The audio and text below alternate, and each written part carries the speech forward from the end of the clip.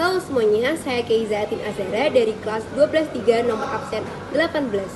Pada video ini, saya akan menjelaskan tentang proses pemurnian tembaga menggunakan metode elektrorefining yang merupakan bagian penting dari materi elektrokimia. Pertama, kenapa sih tembaga harus dimurnikan dulu sebelum digunakan? Tembaga yang baru ditambang biasanya belum murni, masih mengandung berbagai pengotor seperti besi, timbal, atau logam lain. Kalau langsung digunakan untuk kabel listrik, kotoran ini bisa mengganggu daya hantar listrik. Jadi, supaya kabel bisa menghantarkan arus dengan baik, efisien, dan aman, tembaga harus dimurnikan terlebih dahulu. Dengan begitu, konduktivitasnya meningkat dan kualitas listrik jadi lebih stabil. Nah, bagaimana cara kerja proses elektrorefining? Elektrorefining adalah proses pemurnian logam menggunakan arus listrik. Dalam proses ini, tembaga kotor dijadikan anoda yaitu sebagai kutub positif, tembaga murni dijadikan katoda sebagai kutub negatif, dan larutannya adalah elektrolit berupa larutan tembaga 2, sulfat atau CuSO4 yang dicampur dengan asam sulfat.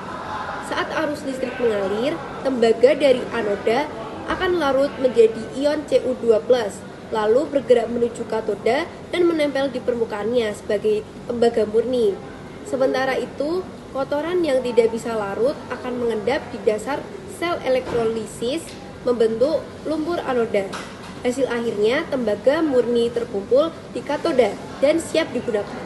Tapi apa jadinya kalau kabel listrik dibuat dari tembaga yang belum dimurnikan? Dampaknya bisa sangat serius karena mengandung pengotor, resistensi kabel meningkat sehingga kabel jadi cepat panas, arus listrik yang mengalir tidak stabil.